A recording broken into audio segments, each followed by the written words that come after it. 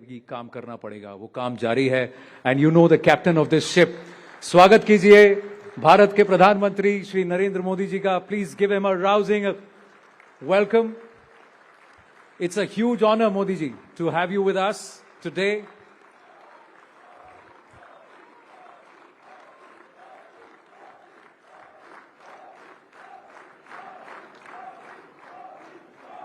Sir, ये spontaneous है. May I now request Rahul Joshi, Managing Director and Group Editor-in-Chief, Network 18, to please welcome the Honorable Prime Minister.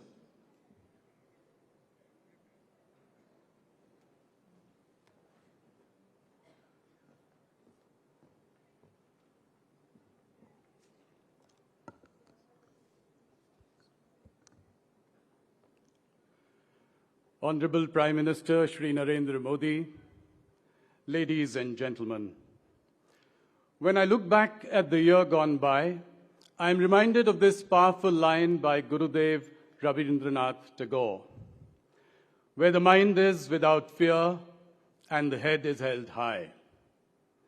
If Pahalgam was a barbaric, cowardly, dastardly act of terror, Operation Sindoor was a fitting, retaliatory act of bravery, courage, and conviction. We struck at the heart of Pakistan, invoking fear and calling their nuclear bluff. We also sent a clear message to the world, which was much louder than the explosions at the terror camps in Pakistan. Prime Minister, you were in the war room directing Operation Sindoor as it was playing out. जो उचित समझा वही आपने किया और पाकिस्तान ने चंद दिनों में घुटने टेक दिए. जटाटवी गलज्ज्वला प्रवाहिपा वितस्थले गले विलंबितां भुजंग तुम मालिकाम डमट डमट डमट डमन निनाद वड मर्व्यम चकार चंड तांडवम तनोत न Shiv Shivam. The Shiv Tandav Stotram does not signify destruction of the world, but destruction of falsehood, rigidity, and imbalance. Just like our strikes on Pakistan were focused, measured, and non-escalatory in nature, with significant restraint in selection and execution of targets. Ladies and gentlemen, that's the idea of Modi's India. Fearless in the face of adversity, stoic in the face of gigantic upheavals, dignified in the face of geopolitical shenanigans, and fiercely ambitious in the face of every opportunity. Prime Minister, your historic visit to Israel, from where you returned this morning at 2 a.m., is a good example.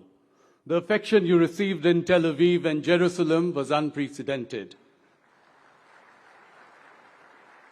And that is because you choose your friendships carefully and nurture them for life.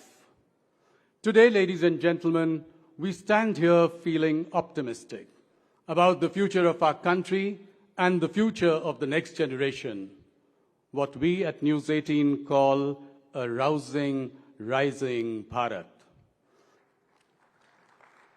ये अंदर से उभरती गुदगुदाहट, यह देश के प्रति गौरव का भाव, यह देश की बढ़ती ताकत, उसका आत्मसम्मान, इन सब के पीछे मोदी जी के तप, त्याग और परिश्रम का बहुत बड़ा योगदान है. This feeling of optimism is not a universal feeling, nor is it a feeling that can be taken for granted. Just one glance at the topsy-turvy world around us, and you will know that this kind of optimism is rare, even though it is in abundance in our country. It has been nurtured by wise and empathetic policies, pursues year after year, despite crisis after crisis. Modi ji, you have shown in nearly 25 years in public office, which you will complete later this year in October, and nearly 12 years as the Prime Minister, that bold reforms and bolder imagination can change the course of history. The results are there for all to see. India's economy doubled from $2 trillion in 2014 to $4 trillion last year and went from the fragile 5 to the Fab 4.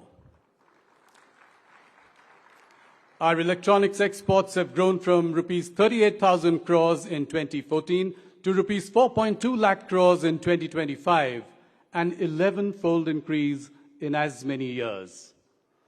India's digital public infrastructure is a model for the world, and India has built 3 sovereign AI models in a matter of months. We had no semiconductor fabs in 2014, but 5 fabs had been approved until last year. The first Made in India chip will be produced later this year. Last week's AI Action Summit, which saw a parade of global CEOs and world leaders in India, reminded me of what is now a common occurrence.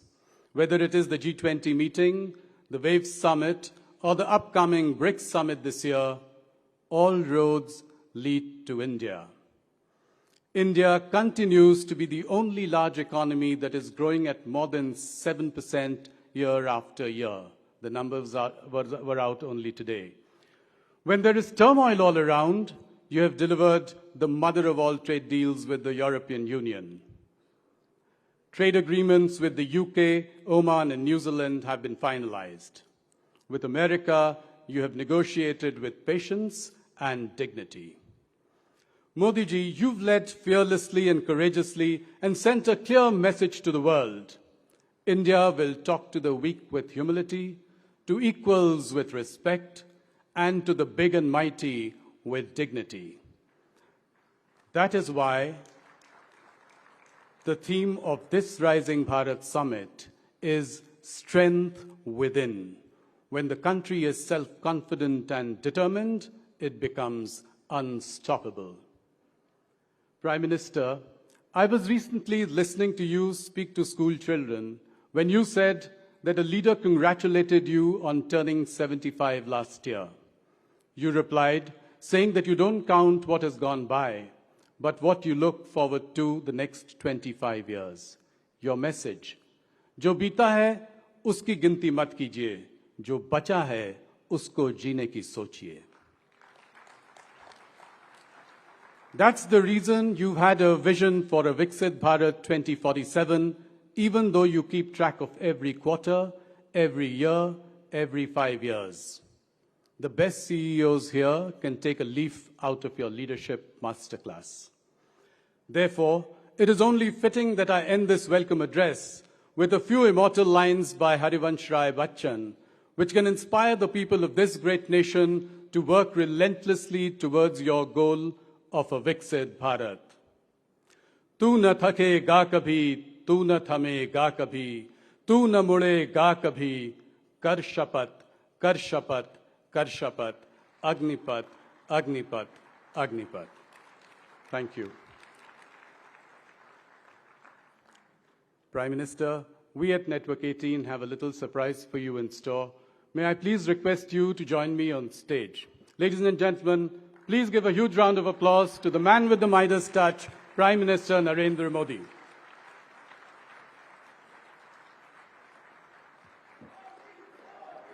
प्रधानमंत्री जी, हमारी team ने आपके लिए एक खास gift तैयार किया है. I am going to request the team to please come up.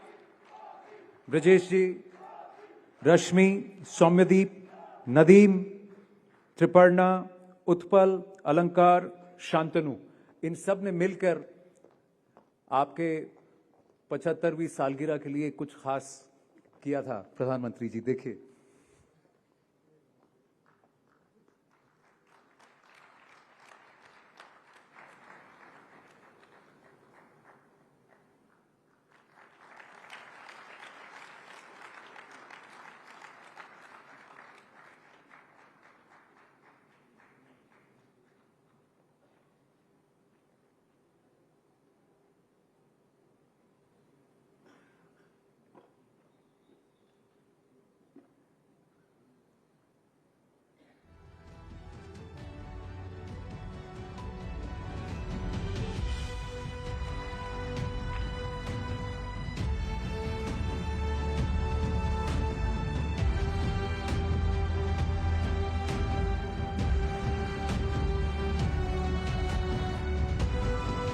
आशा है आपको हमारी ये कोशिश अच्छी लगी. Thank you to the team and Rahul ji, I'll request you to please step down. प्रधानमंत्री जी, हम सब आपको सुनने के लिए उत्सुक हैं. Please.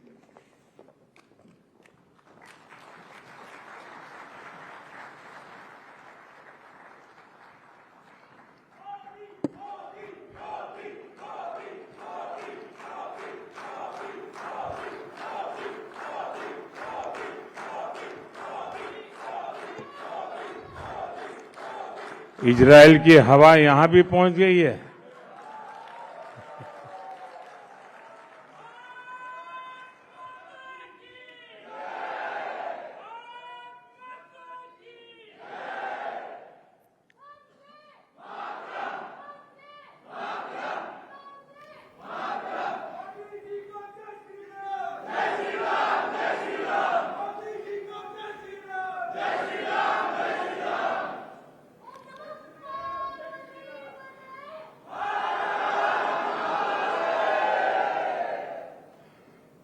नमस्कार.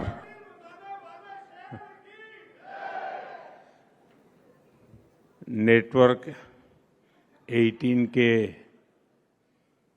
सभी पत्रकार, इस व्यवस्था को देखने वाले सभी साथी, यहां उपस्थित सभी महानुभाव, देवी और सज्जनों, आप सभी राइजिंग भारत की चर्चा कर रहे हैं और इसमें स्ट्रेंथ विद इन पर आपका जोर है. यानी साधारण शब्दों में कहूं तो देश के अपने खुद के सामर्थ्य पर आपका फोकस है. और हमारे यहां तो शास्त्रों में कहा गया है तत्वम असि, यानी जिस ब्रह्म की खोज में हम निकले हैं वो हम ही हैं, वो हमारे भीतर ही है. जो सामर्थ्य हमारे भीतर है उसे हमें पहचानना है. बीते 11 वर्षों में भारत ने अपना वही सामर्थ्य पहचाना है और इस सामर्थ्य को सशक्त करने के लिए आज देश निरंतर प्रयास कर रहा है. साथियों, सामर्थ्य किसी देश में अचानक पैदा नहीं होता. सामर्थ्य पीढ़ियों में बनता है. वो ज्ञान से, परंपरा से, परिश्रम से और अनुभव से निखरता है. लेकिन इतिहास के एक लंबे कालखंड में गुलामी की इतनी शताब्दियों में हमारे सामर्थ्यवान होने की भावना को ही हीनता से भर दिया गया था. दूसरे देशों से आयातित विचारधारा ने समाज में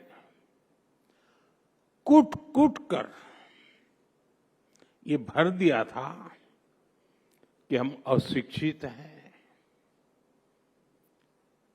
और अनुगामी यानी फॉलोवर हैं. हमारे यहां ये भी कहा गया है यादशी भावना यश सिद्धिर्भवति त्यादशी, यानी जैसी जिसकी भावना होती है उसे वैसी ही सिद्धि प्राप्त होती है. जब भावना में ही हीनता थी तो सिद्धि भी वैसी ही मिल रही है। हम विदेशी तकनीक की नकल करते थे, विदेशी मोहर का इंतजार करते थे। ये वो गुलामी थी जो राजनीतिक और भौगोलिक से ज्यादा मानसिक गुलामी थी। दुर्भाग्य से आजादी के बाद भी भारत गुलामी की मानसिकता से बाहर नहीं निकल पाया और इसका नुकसान हम आज तक उठा रहे हैं। इसका ताजा उदाहरण हम ट्रेड डील्स को लेकर हो रही चर्चा में देख रहे हैं। कुछ लोग चौंक गए हैं कि अरे ये क्या हो गया, कैसे हो गया? विकसित देश भारत से ट्रेड डील्स करने में इतने उत्सुक क्यों हैं? इसका उत्तर है हताशा, निराशा से बाहर निकल रहा आत्मविश्वासी भारत।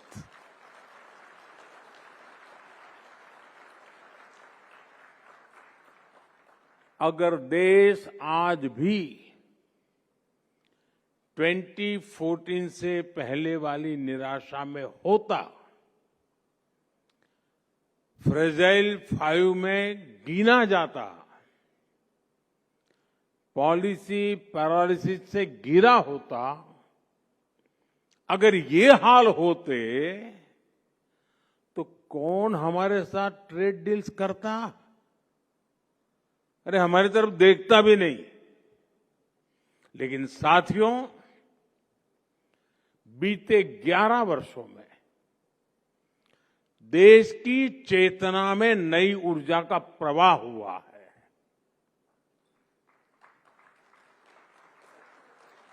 भारत अब अपने खोए हुए सामर्थ्य को वापस पाने का प्रयास कर रहा है। एक समय में जब भारत का वैश्विक अर्थव्यवस्था में सबसे ज्यादा दबदबा था, तो हमारा क्या सामर्थ्य था? भारत की मैन्युफैक्चरिंग, भारत की प्रोडक्ट्स की क्वालिटी, भारत की अर्थनीति। अब आज का भारत फिर से इन बातों पर फोकस कर रहा है। इसलिए हमने मैन्युफैक्चरिंग पर काम किया, हमने मेक इन इंडिया पर बल दिया, हमने अपने बैंकिंग सिस्टम को सशक्त किया, महंगाई जो डबल डिजिट की दर से भाग रही थी उसको कंट्रोल किया और भारत को दुनिया का ग्रोथ इंजन बनाया।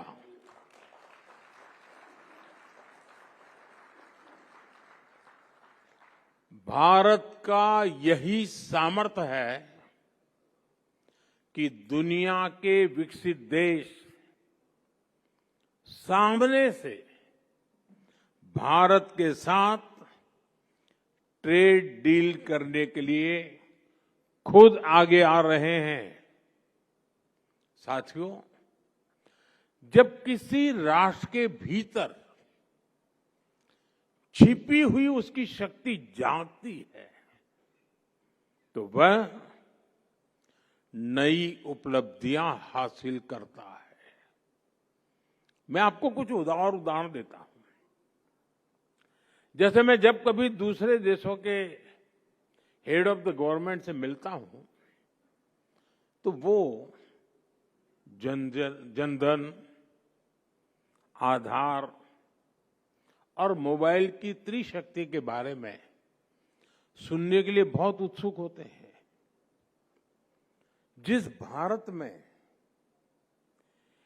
एटीएम भी दुनिया के विकसित देशों की तुलना में काफी समय बाद आया, उस भारत ने डिजिटल पेमेंट सिस्टम में ग्लोबल लीडरशिप कैसे हासिल कर ली, जहां पर सरकारी मदद की लीकेज को कड़वा सच मान लिया गया था।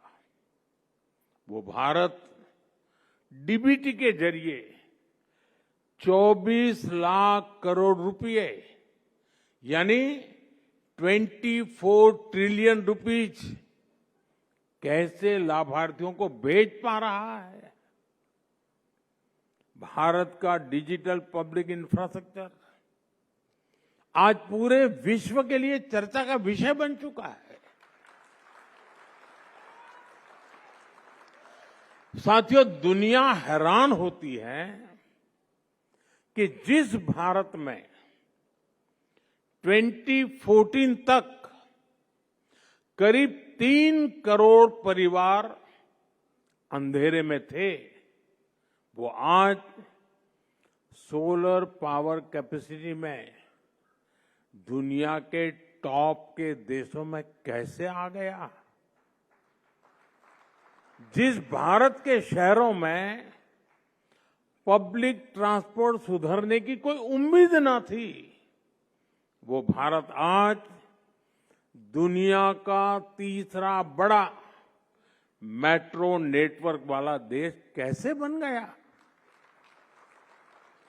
जिस भारत के रेलवे की पहचान सिर्फ लेट लतीफी और धीमी रफ्तार से होती थी, वहां वंदे भारत, नमो भारत ऐसी सेमी हाई स्पीड कनेक्टिविटी कैसे संभव हो पा रही है।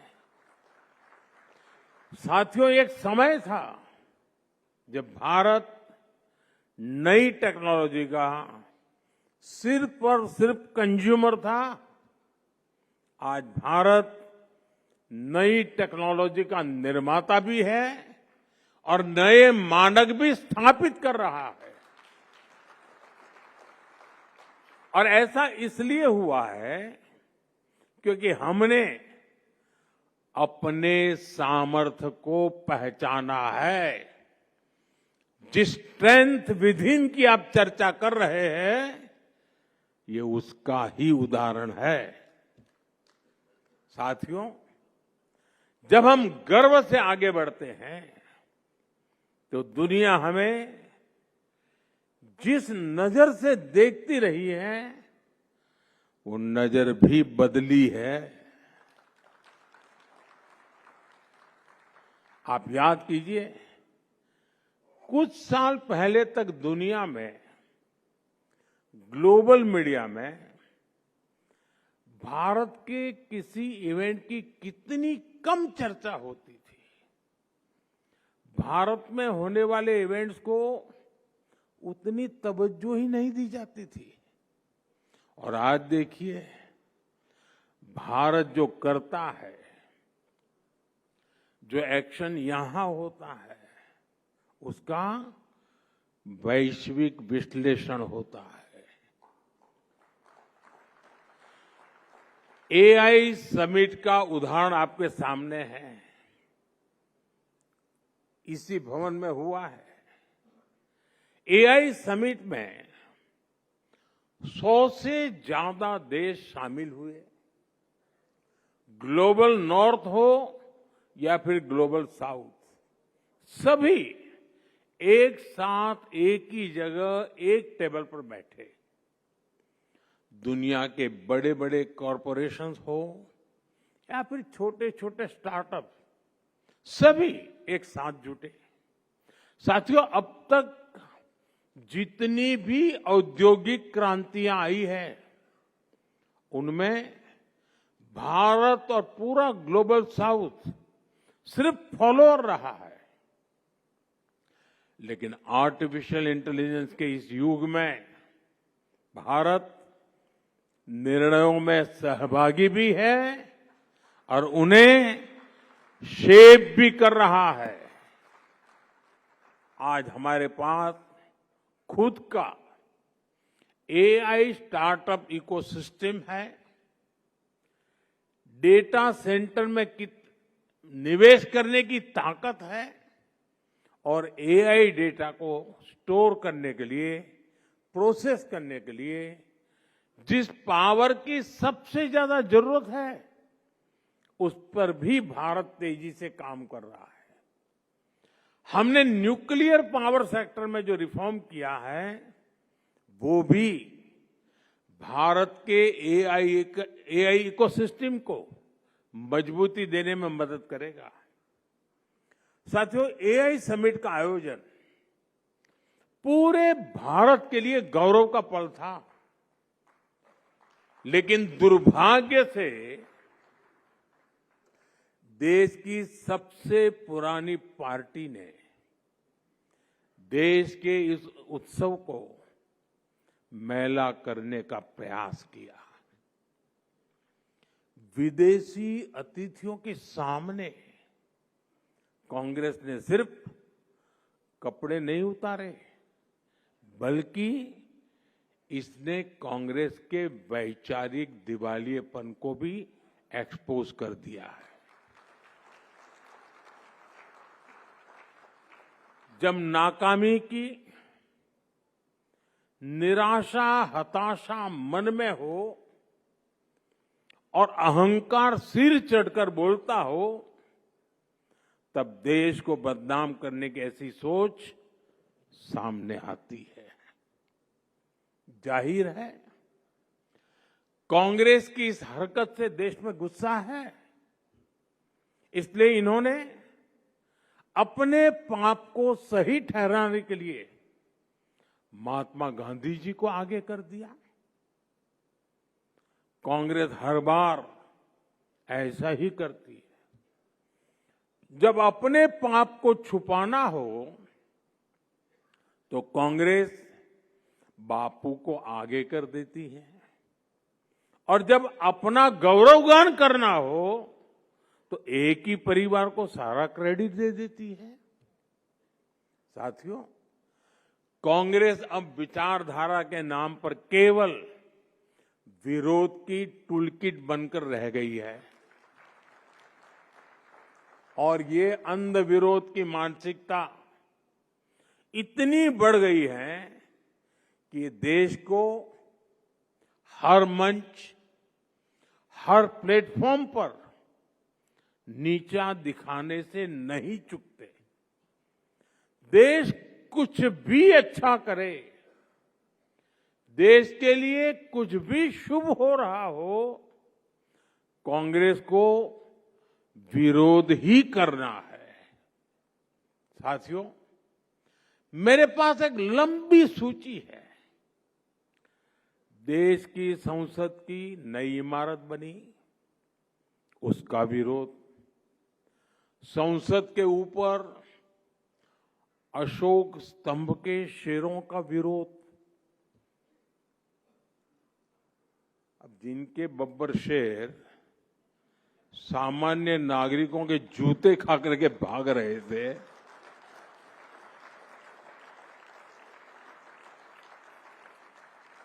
उनके संसद भवन के शेर के दांत देख करके डर लग गया उनको। कर्तव्य भवन बना, उसका भी विरोध। सेनाओं ने सर्जिकल स्ट्राइक की, उसका भी विरोध। बालाकोट में एयर स्ट्राइक हुई, उसका भी विरोध। ऑपरेशन सिंदूर हुआ, उसका भी विरोध। यानी देश की हर उपलब्धि पर कांग्रेस के टूलकिट से एक ही चीज निकलती है, विरोध।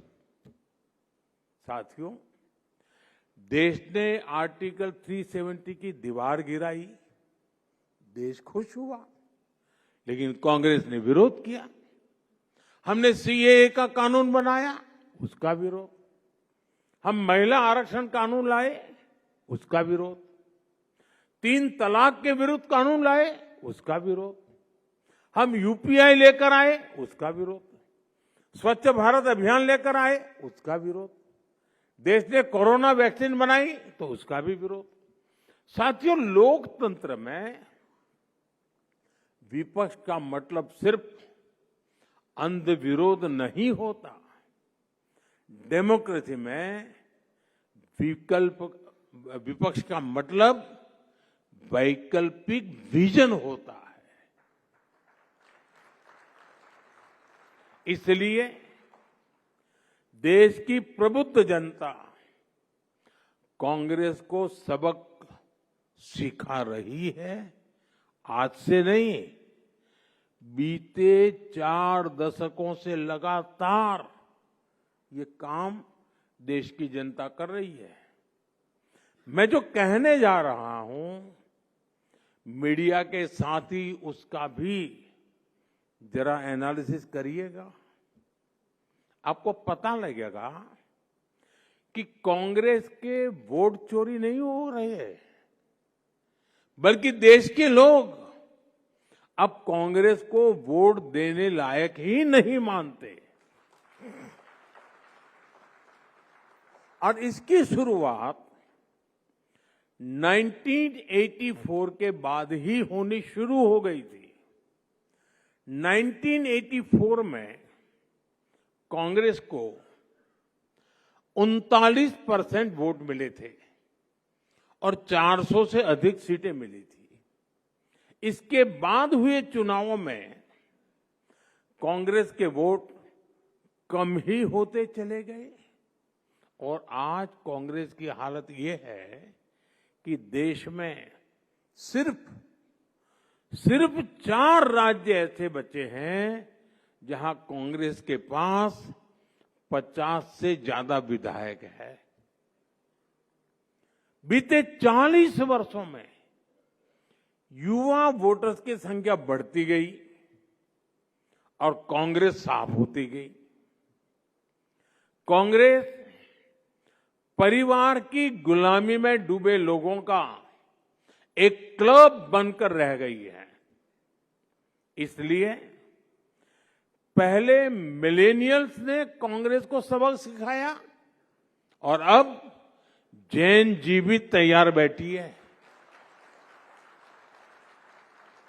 साथियों, कांग्रेस और उसके साथियों की सोच इतनी छोटी है कि उन्होंने दूरदृष्टि से काम करने का भी गुनाह बना दिया है।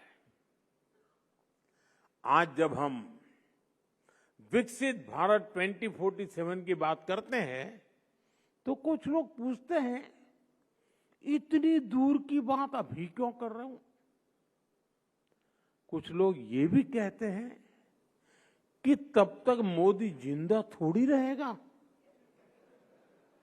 सच्चाई ये है कि राष्ट्र निर्माण कभी भी तत्कालिक सोच से नहीं होता। वो एक बड़े विजन, धैर्य और समय पर लिए गए निर्णयों से होता है। मैं कुछ और तथ्य नेटवर्क 18 के दर्शकों के सामने रखना चाहता हूं। भारत हर साल विदेशी समुद्री जहाजों से माल ढुलाई पर 6 लाख करोड़ रुपए से अधिक खर्च करता है किराए पर। फर्टिलाइजर के आयात पर हर साल 2.25 लाख करोड़ रुपए खर्च होते हैं। पेट्रोलियम आयात पर हर साल 11 लाख करोड़ रुपए खर्च होते हैं। यानी हर वर्ष लाखों करोड़ रुपए देश से बाहर जा रहे हैं। अगर यही निवेश 20-25 वर्ष पहले आत्मनिर्भरता की दिशा में किया गया होता तो आज ये पूंजी भारत के इंफ्रास्ट्रक्चर, रिसर्च, इंडस्ट्री, किसान और युवाओं की क्षमताओं को मजबूत कर रही होती। आज हमारी सरकार इसी सोच के साथ काम कर रही है। विदेशी जहाजों को 6 लाख करोड़ रुपए ना देना पड़े, इसलिए भारत शिपिंग और पोर्ट इंफ्रास्ट्रक्चर को मजबूत किए जा रहा है। फर्टिलाइजर का डोमेस्टिक प्रोडक्शन बढ़ाने के लिए नए प्लांट लग रहे हैं। नैनो यूरिया को बढ़ावा दिया जा रहा है। पेट्रोलियम पर निर्भरता कम करने के लिए ethanol blending, green hydrogen mission, solar और इलेक्ट्रिक मोबिलिटी की प्राथमिकता दी जा रही है। और साथियों, हमें भविष्य की ओर देखते हुए भी आज ही निर्णय लेने हैं। इसलिए आज भारत में सेमीकंडक्टर इकोसिस्टम का निर्माण हो रहा है। रक्षा उत्पादन में, मोबाइल मैन्युफैक्चरिंग में, ड्रोन टेक्नोलॉजी में, क्रिटिकल मिनरल सेक्टर में, और उसमें निवेश आने वाले दशकों की आर्थिक सुरक्षा की नींव है। 2047 का लक्ष्य कोई राजनीतिक नारा नहीं है। यह उस ऐतिहासिक भूल को सुधारने का संकल्प भी है जहां कांग्रेस की सरकारों के समय कई क्षेत्रों में समय रहते निवेश नहीं किया। आज अगर हम खुद स्वदेशी जहाज, स्वदेशी शिप बनाएंगे, खुद एनर्जी का प्रोडक्शन करेंगे, खुद नई टेक्नोलॉजी डेवलप करेंगे, तो आने वाली पीढ़ियां इंपोर्ट की बोझ की नहीं, एक्सपोर्ट की क्षमता पर चर्चा करेगी। राष्ट्र की प्रगति आज की सुविधा से नहीं, कल की तैयारी से तय होती है। और दूरदृष्टि से की गई मेहनत ही 2047 के आत्मनिर्भर, सशक्त और समृद्ध भारत की आधारशिला है। और इसके लिए कांग्रेस अपने कितने ही कपड़े फाड़ ले, हम निरंतर काम करते रहेंगे। साथियों, राष्ट्र निर्माण की, नेशन बिल्डिंग की एक बहुत अहम शर्त होती है नेक नीयत की। कांग्रेस और उसके साथी दल इसमें भी फेल रहे हैं। कांग्रेस और उसके साथियों ने कभी नेक नीयत के साथ काम नहीं किया। गरीब का दुख, उसकी तकलीफ से भी इन्हें कोई वास्ता नहीं है। जैसे बंगाल में आज तक आयुष्मान भारत योजना लागू नहीं हुई। अगर नेक नीयत होती तो क्या गरीबों को 5 लाख रुपए तक का मुफ्त इलाज देने वाली इस योजना को बंगाल में रोका जाता क्या? नहीं। आप भी जानते हैं कि देश में पीएम आवास योजना के तहत गरीबों के लिए पक्के घर बनवाए जा रहे हैं। नेटवर्क 18 के दर्शकों को मैं एक और आंकड़ा देता हूं। तमिलनाडु के गरीब परिवारों के लिए करीब 9.5 लाख पक्के घर अलॉट किए गए हैं। 9.5 लाख, लेकिन इनमें से 3 लाख घरों का निर्माण अटक गया है। क्यों? क्योंकि डीएमके सरकार गरीबों के इन घरों के निर्माण में दिलचस्पी नहीं दिखा रही है। इसकी वजह क्या है?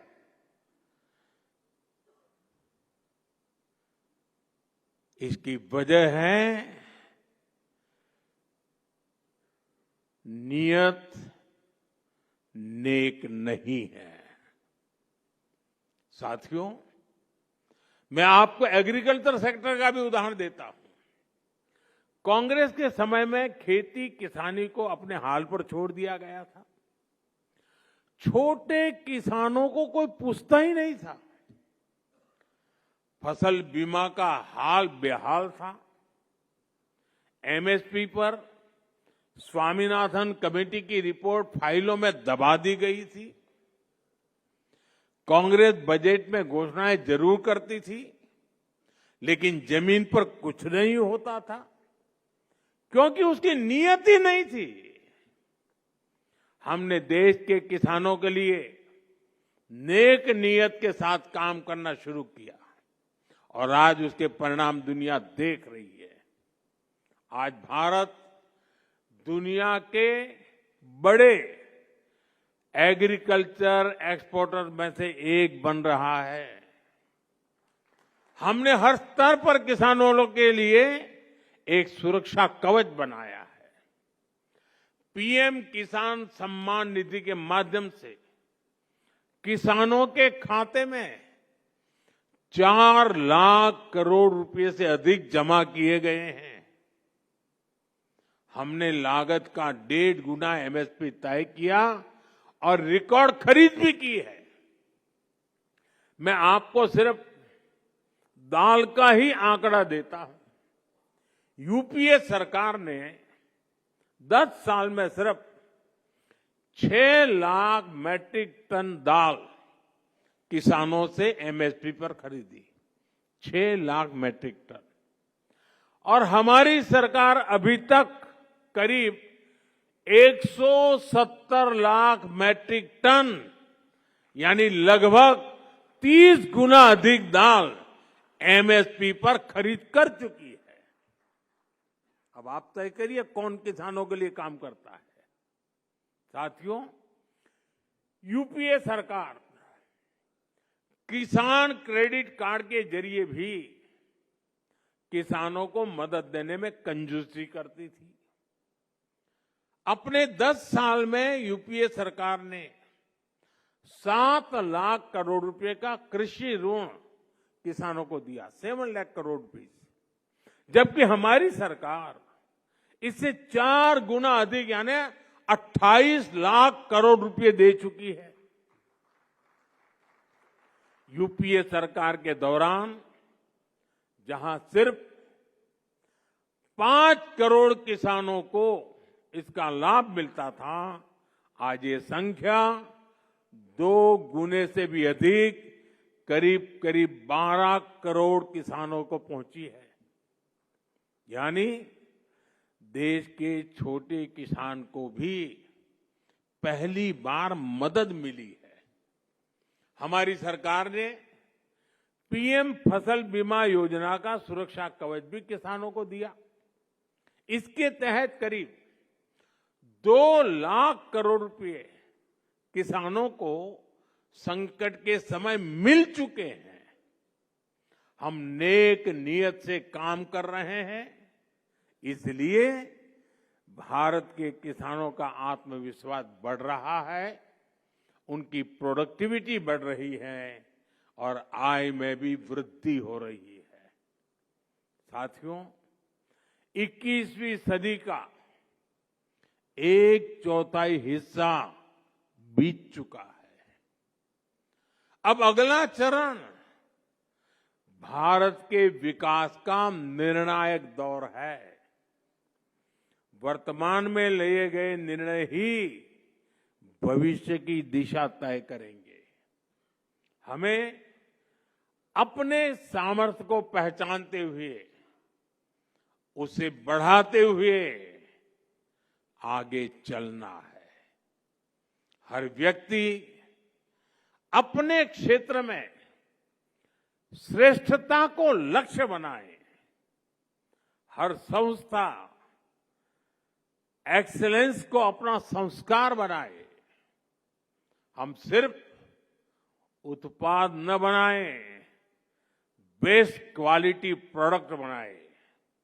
हम सिर्फ रूटीन काम न करें, वर्ल्ड क्लास काम करें। हम क्षमता को परफॉर्मेंस में बदले। मैंने लाल किले से कहा है, यही समय है, सही समय है। यही समय है भारत को नई ऊंचाइयों पर ले जाने का। एक बार फिर आप सभी को बहुत बहुत शुभकामनाएं। बहुत बहुत धन्यवाद। नमस्कार।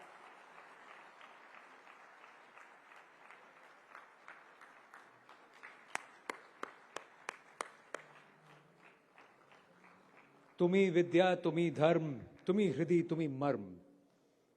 Sujalam Sufalam Mataram Vande Mataram. That's the Nek Niyat Pradhan Mantri Narendra Modi has for Bharat.